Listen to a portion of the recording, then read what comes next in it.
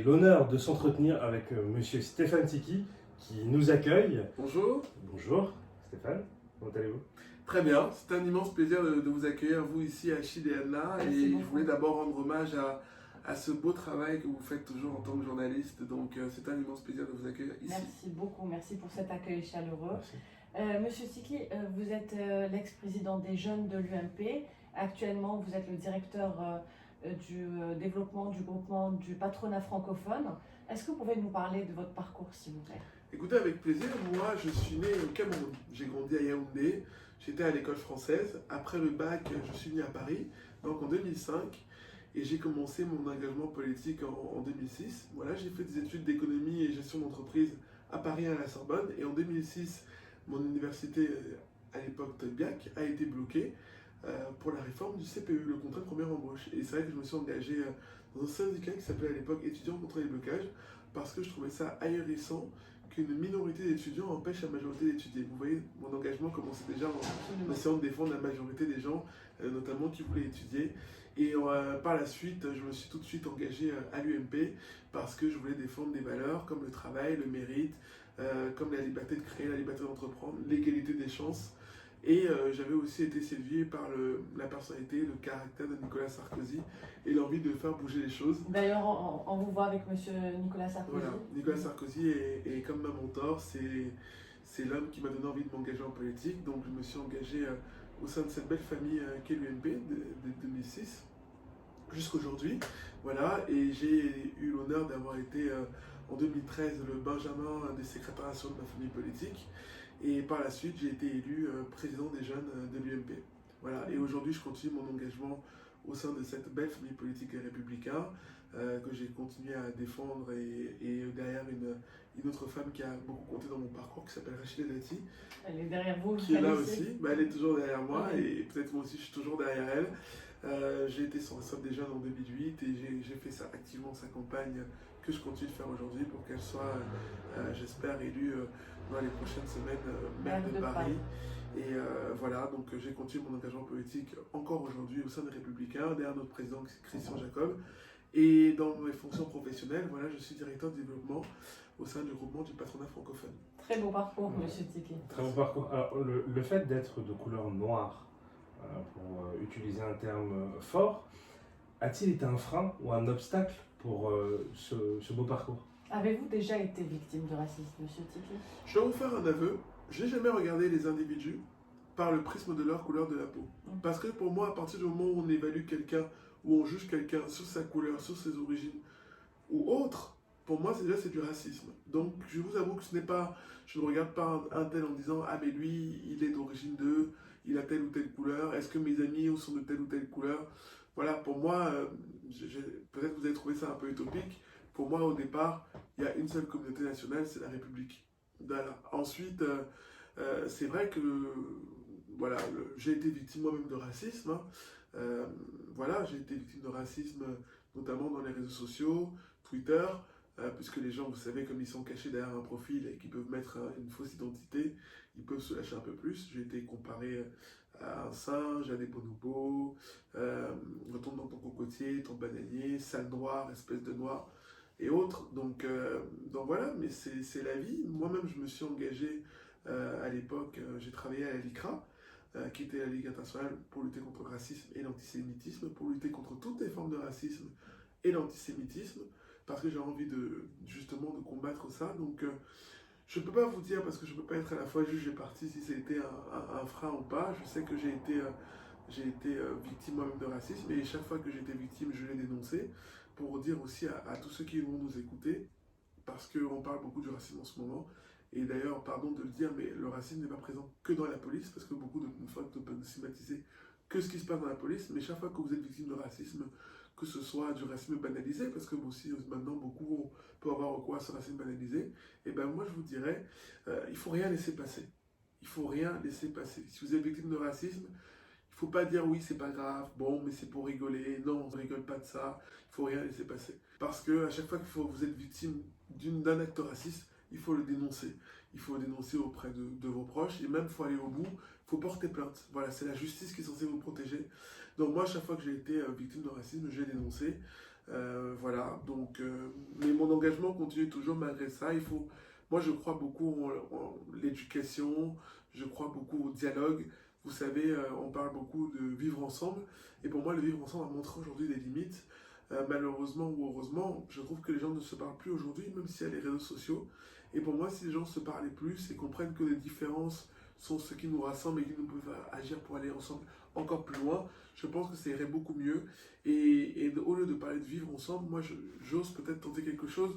Peut-être que si on pouvait parler du faire ensemble. Parce que vivre ensemble, chacun vit de son côté. Peut-être que si les uns et les autres font ensemble et qu'on se rend compte qu'on fait ensemble, ça pourrait aller mieux. Et je pourrais vous donner un exemple. Moi, je suis passionné par le football j'ai toujours soutenu l'équipe de France, tant d'ailleurs à la Coupe du Monde qu'elle a gagnée, mais même l'équipe de France dans les moments les plus difficiles de son histoire. Je pense à dire cela en 2012.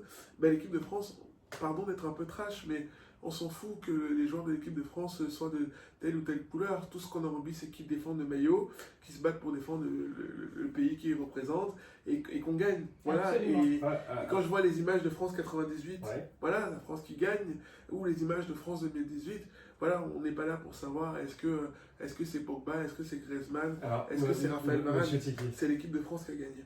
Nous avons questionné les citoyens français à propos du racisme. Que pensez-vous du racisme? Personnellement, je pense qu'il n'a pas augmenté. Le racisme, il a toujours été là. C'est juste que là, en ce moment, en effet, il y a un gros mouvement qui fait qu'on en parle beaucoup. Et les médias aussi, la médiatisation se fait de plus en plus. Donc, comme on entend parler, on a l'impression qu'il y en a plus. Mais pour moi, le racisme a toujours été là. Moi, en fait, j'ai suivi une formation de journalisme, ok. Et dans la formation de journalisme, il y a la télé, ok. Et moi, je vais faire de la télé. Enfin, c'était un peu ce que je voulais faire. Et voilà, j'avais une prof, moi, à l'école. Et ben, en fait, quand je passais sur le plateau, non, la coupe, ça va pas. Je ne jugerai pas la forme, mais le fond. Ben, en fait, elle a fait que juger la forme. Et je me suis dit, c'est un peu bizarre. Et en fait, dans mon école, il y a plein de gens d'origines différentes qui se sont fait à chaque fois reprises par elle. Et à chaque fois, des remarques. Elle leur mettait pas la moyenne. Et il y a même des gens qui se résignaient. Ils disaient, ouais, mais elle est raciste, on peut rien faire. Si elle met 9, elle met 9, tu vois. Et moi, genre, je me suis pas laissé faire. Je suis parti voir la directrice, tout ça. Je lui ai dit, c'est pas normal, c'est du racisme, tout ça. Elle m'a dit quoi? Elle m'a dit, non, elle n'est pas raciste, elle n'est pas pédagogue.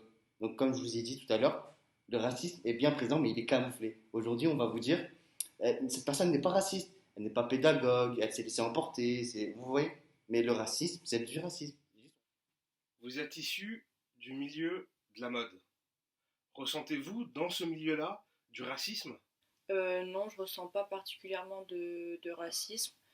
On peut le voir avec Olivier Rousteing, qui était un des premiers designers artistiques noirs, qui a réussi à élever Balmain au rang de marque internationale mondiale. Et tout récemment, l'arrivée de Virgil Abloh, qui est une première chez LVMH.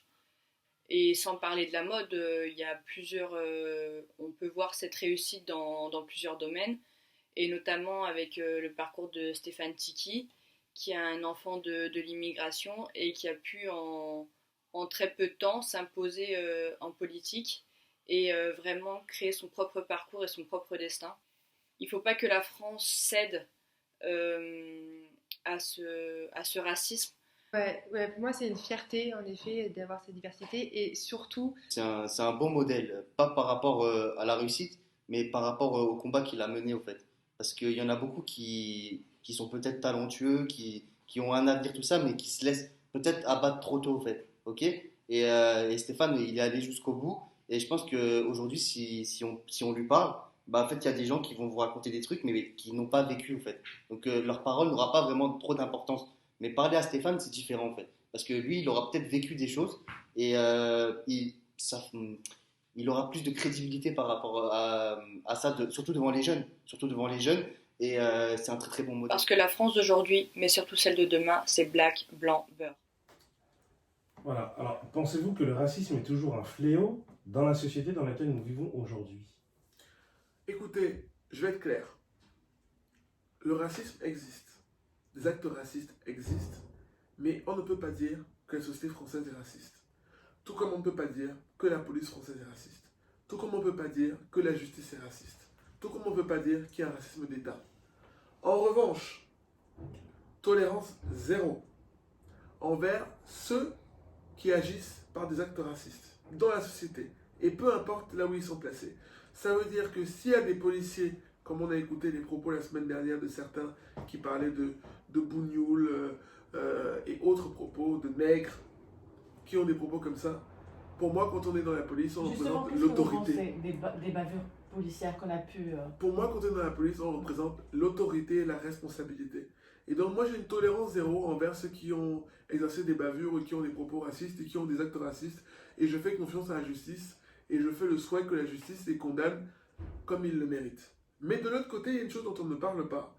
C'est aussi ceux qui veulent taper des policiers, ceux qui tuent des policiers, ceux qui veulent casser du flic. Et bien pour moi, c'est la même chose. Tolérance zéro envers ceux qui cassent, ceux qui détruisent, ceux qui ont une haine pour la police, ceux qui veulent tuer les flics. Pour moi aussi, je fais confiance à la justice pour qu'ils soient condamnés à la hauteur des faits qu'ils ont réalisés. Parce que il faut aussi rendre hommage envers les policiers, notamment ceux qui respectent les règles, ceux qui ne sont pas racistes, ceux qui respectent la loi, parce que ceux-là se sont engagés pour nous protéger, pour nous défendre. Et quand je repense à ce qui s'est passé notamment aux attentats du Bataclan ou Charlie Hebdo, ben ce sont ces gens-là qui prennent des risques au quotidien pour aller nous protéger, nous défendre, et il faut leur rendre hommage. En revanche, ceux qui sont les mauvaises personnes, c'est-à-dire ceux qui sont, entre guillemets, ceux qui ne respectent pas les règles, ceux qui font des bavures policières, ceux qui sont racistes, et ben ceux-là, ils doivent être condamnés par la justice parce qu'ils n'ont pas respecté les règles. Vous savez, moi-même, il y a quelques mois, j'ai organisé avec d'autres une manifestation à Rouen pour le docteur Mahmoudou Bari, qui était un docteur à Rouen, qui a été assassiné parce que noir. Et il est hors de question et il est impensable aujourd'hui qu'on puisse être tué à cause de sa couleur de la peau. Voilà, donc il faut se mobiliser, il faut en parler, il faut le dénoncer. Et ceux qui sont... voilà, parce qu'il faut aussi penser aux familles. Aux familles des victimes, parce que ceux qui sont en famille des victimes, en parlant de... et aux familles des policiers aussi. Ouais, bah justement, en parlant de famille de policiers et famille des victimes, on a eu, encore une fois, l'honneur de s'entretenir avec des enfants de pères comme de mères policiers et regarder leurs témoignages. En tant que fille de policier, compte tenu du contexte actuel et des nombreuses bavures policières, dans quel état psychologique êtes-vous à l'heure actuelle vis-à-vis de votre papa? Vu que mon papa est policier et qu'il y a une haine qui s'est créée par rapport à de nombreuses bavures policières, je vois donc cette haine qui s'est développée de la population envers les policiers m'attriste beaucoup parce que j'ai l'impression qu'on retient que ce que les mauvais policiers, entre guillemets, font et pas tout ce qu'ils font de bien. Donc c'est-à-dire que la police, elle est là pour rendre service à la population, pas forcément juste pour mettre des amendes, arrêter les gens, les mettre en prison. C'est une profession qui se doit d'être là. Et je trouve ça dommage qu'il y ait des policiers qui fassent pas bien leur boulot. C'est pour ça qu'il y a beaucoup de bavures. Et ces personnes-là, il faut clairement les enlever, leur retirer leur droit d'exercer leur métier. Mais personnellement, ça m'attriste parce que ça me touche directement parce que mon père est policier et quand j'entends parler les gens dans la rue et leur haine qu'ils ont envers la police, je trouve ça juste dommage qu'on mette tous les policiers qui font mal leur boulot dans le même panier que ceux qui le font bien. Comme le mouvement il prend une assez grosse importance, j'avoue que ça fait un petit peu peur parce qu'on peut penser que vraiment le mouvement est contre la police et qu'on met tous les policiers dans le même sac. Et donc ça fait peur dans le sens où on peut croire qu'ils vont tous sortir contre les policiers et qu'on va même venir, ça se trouve, à en tuer. Donc ça fait peur sur ça. Faut pas oublier, même si effectivement il y a eu des violences policières qui sont à juger, hein, sincèrement il y a des policiers en effet qui ont eu des actes racistes et pour moi il faut les punir. Mais il ne faut pas mettre tous les policiers dans le même sac et penser que tous les policiers sont racistes et que tous les policiers sont violents envers d'autres personnes. Écoutez, ça fait du bien de les entendre parce qu'on ne les entend pas beaucoup, mais eux ils vivent une réalité différente de la nôtre parce que ce sont leur papa et leur maman qui sont dans la police. Et c'est pour ça que j'insistais tout à l'heure en disant que pour moi, toute la police n'est pas raciste et qu'il y a des policiers qui sont racistes, mais on ne peut pas tout généraliser. Et voilà, ça montre aussi toute l'affection qu'ils ont pour leurs parents, la tendresse. Et aussi se dire que derrière les policiers, derrière le costume de police, ce sont des êtres humains, des hommes et des femmes qui ont aussi une famille. Donc voilà, ça fait du bien de les entendre sur ce sujet-là, par rapport à leurs parents, mais aussi sur la question du racisme. Donc c'était important et bravo pour cette belle initiative de leur avoir aussi donné la parole et merci pour les mots chaleureux qu'ils ont eu à mon égard. Alors, que pensez-vous de l'affaire d'Adama Traoré? Écoutez, c'est une affaire d'abord médiatique. J'ai d'abord beaucoup de compassion pour la famille, parce que quand on a des parents qui enterrent leur enfant, c'est toujours quelque chose de très dur. Maintenant, moi je fais confiance en la justice pour vraiment arriver au bout, qu'on puisse savoir qu'est-ce qui s'est vraiment passé dans cette affaire, que la lumière soit faite et que le jugement soit rendu. Si bavure policière il y a eu à cause du racisme, que les auteurs de cette bavure soient condamnés. Mais encore une fois, moi je ne prends pas position sur des affaires de justice. Je fais confiance à la justice pour qu'elle puisse faire la lumière et je souhaite tant pour la famille que pour tous ceux qui sont cette affaire, que justice soit faite dans cette affaire d'Adama Traoré. Monsieur Tikli, la France entière a regardé l'intervention de Madame Rachida Dati sur un média français récemment. On va vous laisser regarder, c'était une intervention très émouvante. Manifestation, on a vu des images où un policier noir était qualifié de vendu. Est-ce que c'est un mot que vous avez entendu, vendu? D'après vous? Je pose la question à Rachida Dati. Oui, mais moi j'ai jamais renié d'où je venais. Certains essayent de cacher leur... Moi je ne renie pas d'où je viens. Moi j'ai commencé à travailler, j'avais 14 ans, je vendais des produits avant. Vous travaillez au Black à l'Intermarché? Bien sûr, et l'Intermarché, j'allais mettre en rayon les fruits et légumes avant d'aller à l'école. On avait, je m'en parle, un poêle à mazout, j'allais chercher le mazout avec ma soeur Malika pour que maman puisse chauffer la maison avant d'aller à l'école. J'ai été aide-soignante, j'ai commencé à 16 ans et demi. J'étais femme de ménage, je me suis occupée d'enfants, de personnes âgées, j'ai accompagné des personnes en fin de vie. Et je continue de le faire. On m'a caricaturée. Et donc, effectivement, je tiens mon rang. Je tiens mon rang. Et certains considèrent qu'en tenant votre rang, que vous avez du mépris, que vous oubliez d'où vous venez. Mais jamais. Mais jamais. Et donc, c'est pour ça que certains ont pris ça en souriant quand on a eu le débat au moment des municipales. Et à un moment donné, j'avais dit ici, on n'est pas à Koh-Lanta. Pourquoi? Je trouvais ça injuste. On se bat pour une élection, on va sur le terrain, vous n'êtes pas aidés, vous êtes en vent contraire. Est-ce que c'est la Rachida Dati que vous connaissez, la femme forte et qui a ses faiblesses? Rachida Dati, moi je la connais depuis 2007. Voilà, c'est une femme que j'admire beaucoup. Elle a un parcours exceptionnel.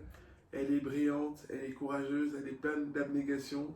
Et surtout, c'est une femme très humaine. Donc, je suis content que les téléspectateurs qui regardaient l'émission Click et puissent se rendre compte de l'humanité. Et on parle pas assez souvent, malheureusement, de son parcours. Et quand on voit d'où elle a grandi, parce que beaucoup parlent de cité, et c'est aussi un problème d'ailleurs d'aujourd'hui, beaucoup parlent de cité, mais il y a une déconnexion entre ceux qui parlent de cité et ceux qui n'ont d'ailleurs peut-être jamais mis un seul pied. On a de la chance d'avoir des personnalités comme Rachida Dati qui connaissent ces quartiers populaires parce qu'ils y sont nés, parce que ces personnalités-là y ont grandi. Et c'est un modèle de réussite quand on voit d'où elle est partie à ce qu'elle fait aujourd'hui. Et c'est aussi pour ça que je l'ai soutenue dans mon engagement politique et que je la soutiens encore jusqu'à aujourd'hui, parce qu'elle est aussi motif d'espoir pour plein de jeunes dans les quartiers populaires qui se disent que quand on voit le parcours d'une femme comme Rachida Dati, ça donne envie de s'engager, de s'investir et ça donne envie d'y croire. Et je pense que aussi, ce sont ce genre de modèles et d'exemples de réussite qui peuvent donner aussi l'envie aux gens d'y croire. Mais quand je dis d'y croire, c'est pas que dans la politique, mais dans les carrières de magistrate, parce que Rachida Dati était magistrate, ou dans d'autres carrières, de dire que si ça peut être possible pour une femme qui s'appelle Rachida Dati, qui a grandi dans un quartier populaire, ça peut être possible pour chacun d'entre nous. Donc elle est motif d'espoir et c'est une femme battante, courageuse, avec beaucoup d'abnégation, téméraire, mais aussi gentille, sensible, humaine et qui adore rire. Voilà, c'est une femme pour laquelle j'ai énormément de respect, d'amitié et d'admiration. Très beau témoignage. En tout cas, on voit la complicité qu'il y a entre vous, Voilà. Georges Mouton. Les images parlent d'elles-mêmes. Alors, Monsieur Tiki, on parle de racisme depuis le début de cette interview. On parle du racisme récemment partout sur les plateaux télé, dans les médias, dans la presse écrite. On parle des causes, des conséquences. On voudrait des solutions. D'après vous, quels sont les moyens utiles ou qui vous semblent utiles pour lutter contre le racisme dans la société? Écoutez, avant ça, je voulais déjà vous faire partager quelque chose. Moi, j'ai beaucoup lu, et j'ai beaucoup lu notamment, parce que beaucoup parlent du racisme aujourd'hui, mais j'ai beaucoup lu Martin Luther King dans les fameux I Have a Dream. Et ça ressent un peu, moi, dans mon parcours aujourd'hui, les valeurs que je défends, notamment l'égalité des chances. J'ai aussi dit beaucoup Nelson Mandela, qui disait ne jugez jamais sur le nombre de fois où j'ai réussi, mais sur le nombre de fois où je suis tombé et je me suis relevé. Il poursuivait en disant je ne perds jamais. Soit j'apprends, soit je gagne. Et je pense que ce qu'on vit au quotidien et les échanges que l'on a, comme encore aujourd'hui, doivent nous permettre à chacun d'apprendre sur ce qu'on peut vouloir, sur une société qui soit meilleure demain. Mais comme je suis un homme positif et optimiste, il ne faut pas non plus tout jeter à la poubelle. Parce qu'on parle de ce qui se passe aux États-Unis. Rappelons quand même que les États-Unis et la France, ce n'est pas du tout la même histoire. Aux États-Unis, il y a une femme qui s'appelle Rosa Parks qui ne pouvait pas monter dans le bus parce que les Noirs ne pouvaient pas prendre les mêmes bus que les Blancs. Et en France, ce n'est pas le cas aujourd'hui. Donc, les deux histoires sont tout à fait différentes. Et aujourd'hui, c'est vrai qu'il y a encore du racisme en France, il faut le dire. C'est un fait et c'est vrai. Mais on ne peut pas dire que la société française est raciste. Deux hommes politiques que vous avez vus aussi dans les images ont marqué mon parcours. Il s'agit du président Chirac, qui nous a quittés il y a peu, qui disait ne composer jamais avec l'extrémisme et ne composer jamais avec le racisme. Et un homme politique aussi qui m'a marqué par la suite, dont je vous ai parlé tout à l'heure, Nicolas Sarkozy, qui disait qu'il fallait toujours lutter contre l'extrémisme et le racisme. Donc moi, quand j'ai entendu ces gens-là, et avec mon parcours, c'est aussi pour ça que je me suis engagé derrière eux, parce que je voulais aussi continuer à défendre des valeurs dont on a parlé tout à l'heure. Moi, je crois beaucoup en l'éducation. Je crois beaucoup que d'ailleurs l'éducation est une des valeurs, est une des clés pour permettre à lutter contre le racisme. Je crois aussi au dialogue, parce que je trouve que malheureusement, comme je vous disais précédemment, on ne se parle plus. Il faut apprendre de l'autre, savoir que les différences sont une richesse, savoir aussi qu'il faut pouvoir se dire que l'autre peut nous apporter quelque chose, il ne faut pas avoir peur de l'autre. Donc le dialogue aussi est une richesse. Et puis moi, je crois beaucoup à la méritocratie. Rappelez quand même que lorsque Nicolas Sarkozy était président de la République, nous avons mis des choses en place. Nous avons mis les bourses au mérite pour permettre à tous les élèves, à tous les jeunes, peu importe leurs origines, peu importe leur quartier, où ils sont nés, où ils ont grandi, de pouvoir accéder aux grandes écoles. Nous avons mis en place des internats d'excellence qui permettent aussi que peu importe d'où on soit né, peu importe d'où on est grandi, peu importe notre couleur de peau, on puisse avoir accès à cet internat d'excellence. Pour moi, c'est ça qui permet aussi de donner la possibilité de dire qu'on croit à cette égalité des chances. Donc moi, je crois beaucoup en la méritocratie républicaine, en disant si t'es bon, t'es pris. Parmi les solutions pour lutter contre le racisme, après, avec énormément d'humilité, parce que moi, je n'ai pas non plus réponse à tout, et je n'ai pas toutes les solutions, et je vous dis ça à travers mon parcours, puisque moi-même, je vais aussi beaucoup dans les quartiers populaires pour échanger avec les jeunes, et il y a beaucoup de gens qui font pas mal de choses aussi dans les quartiers. Ça me permet de rendre hommage notamment à Moussa Camara, qui a fait est déterminé pour aider les jeunes à entreprendre, à créer de la richesse. Je pense à plein de femmes brillantes. Je pense à une femme qui s'appelle Elisabeth Moreno, qui a aussi grandi dans un quartier populaire et qui est aujourd'hui la patronne du groupe HP en Afrique. Voilà, mais il y a beaucoup de gens qui font énormément de choses dans les quartiers populaires pour aider les gens à entreprendre, à créer, à innover, pour aider les gens à réussir. Oui, dans les solutions, en tout cas que moi je pense, c'est déjà aller sur le terrain. S'il y a un problème aussi, comme vous disiez tout à l'heure, ma chère Anna, avec le racisme ou avec la peur des uns et des autres, c'est parce que les gens ne vont plus sur le terrain. Il faut aller sur le terrain, et moi j'appelle tous ceux qui nous regardent, aller dans les associations, aller parler avec les gens, qu'est-ce à quoi ils aspirent, aller écouter leurs problèmes et surtout leur apporter une solution. Je pense que tout père de famille ou tout mère de famille veut le meilleur pour son enfant. Donc il faut que l'école puisse permettre d'être ce vecteur d'ascension sociale. Il faut que l'enfant se sente bien. Et d'ailleurs, moi, je termine là-dessus, mais je considère que l'école n'est pas un lieu d'éducation.